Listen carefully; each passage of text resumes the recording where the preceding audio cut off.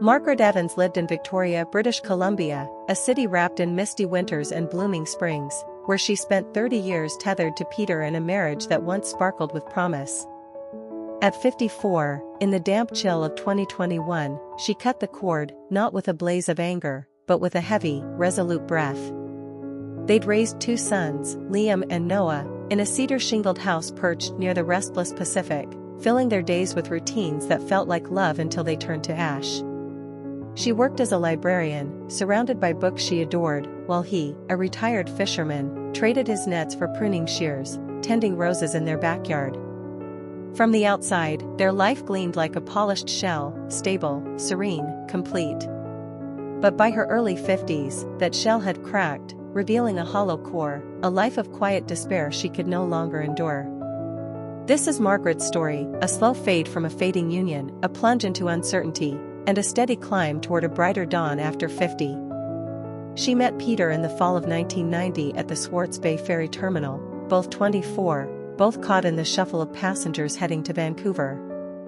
He stood by the railing, a fishing rod slung over his shoulder, his jacket patched from years on the water. She clutched a stack of novels, Atwood, Hemingway, dog-eared pages fluttering in the wind, and caught his eye when she dropped one. He picked it up, handed it back with a shy grin, and asked if she'd read it yet. They talked, about the sea, about the islands, about the rain that never seemed to stop, until the ferry docked.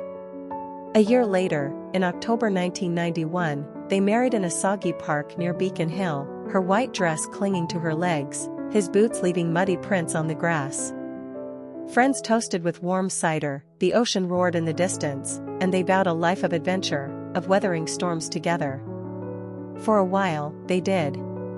Their sons arrived like spring tides, Liam in 1993, a sturdy boy with Peter's gray eyes and a fisherman's stubborn streak, then Noah in 1995, softer, with Margaret's dark hair and a dreamer's quiet.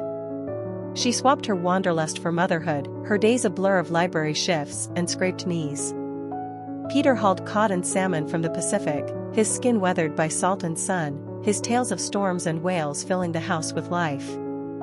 In 1997, they scraped together savings and bought the house, a creaky 2-story with cedar walls, a leaky roof, and a view of the Juan de Fuca Strait.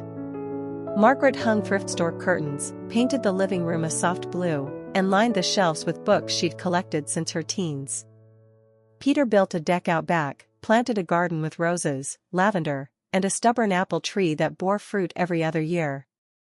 They'd sit there on summer nights, the boys chasing fireflies, the air thick with salt and laughter. It wasn't flawless, money stretched thin, tempers flared, but it was theirs. The cracks came slow.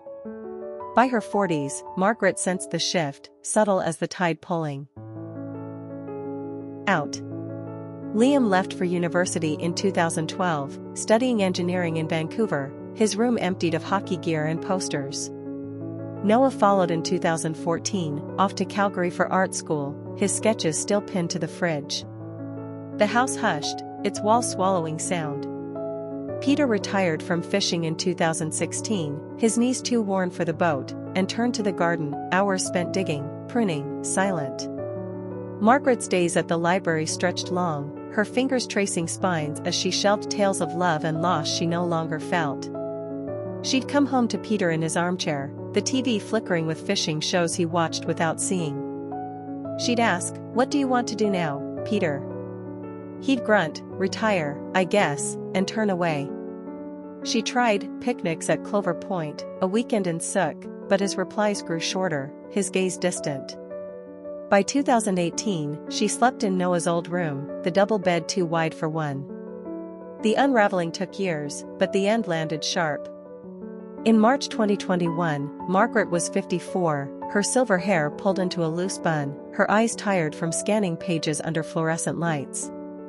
She'd spent that winter alone in spirit, Peter a shadow in the house. One rainy afternoon, she climbed to the attic to sort old boxes, school projects, Christmas cards, a life packed away. She found a Polaroid, faded and curled, her and Peter on a dock in 1992, arms around each other, laughing into the wind. Her throat tightened. That night, she found him on the deck, staring at the dark sea, a mug cold in his hands. "Are we done, Peter?" she asked, her voice a whisper against the waves. He turned, his face lined, his eyes dull. "Yeah, Maggie, I think we are." No drama, no pleas, just a nod, a mutual release. After 30 years, they'd drifted too far to paddle back. Divorce at 54 was a leap into fog. They hired a mediator, split the house, he kept it, she took her share in cash and rented a studio near Dallas Road, a small space with creaky floors and a window facing the harbor. Liam called from Toronto, his voice sharp. "Why now, Mom, after all this time?" Noah texted from Calgary, "I support you, take care of yourself." Friends split like driftwood, some clung to Peter, others brought her soup and wine. The first year was a haze of doubt. She worked at the library, her hands steady but her heart unsteady, shelving books she couldn't read without tearing up. Evenings stretched long, she'd walk the breakwater, the wind biting her cheeks, the sea a mirror for her loneliness. She missed the garden's scent, the boys' chatter, even Peter's gruff goodnights. Sleep eluded her, the studio's walls closing in as she wondered if she'd traded a flawed life for a void. Light broke through in 2022. At 55, Margaret saw a flyer at work, photography club, Wednesdays at the library. On impulse, she went, clutching a second-hand Nikon she'd bought at a pawn shop. Her first shots were blurry, overexposed flowers, crooked horizons, but she stayed. The group was eclectic, retirees with fancy lenses, a tattooed painter, Ruth, a 60-year-old widow who shot stark black and whites. They met over lukewarm tea, critiquing frames, sharing lives. Margaret learned, aperture, shutter speed, the art of seeing. Her first keeper was a sailboat at dawn, its hull cutting the silver water off Ogden Point. She printed it, framed it, hung it above her narrow bed, a small claim on a new self. By 56, Margaret stretched her wings.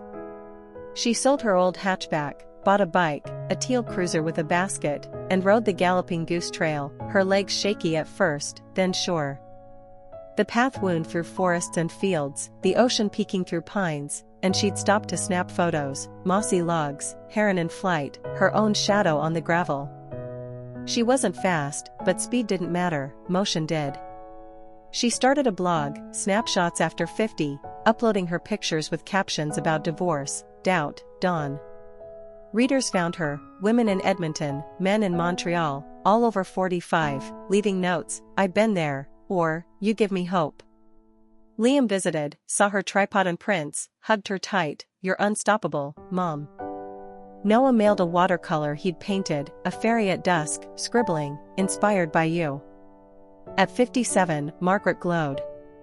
She left the library for a part-time gig at a gallery on Government Street, hanging local art, chatting with painters about light and loss. She biked to Sydney one spring weekend, camped by the shore, woke to a sunrise that turned the sea to fire. She wasn't flush, her studio was cluttered with gear, her savings lean. She wasn't famous, her blog had 250 followers, her photos stayed in Victoria's small circles. But she was Margaret, whole, vibrant, her own. Peter remarried in 2024, a woman from his Rose Society.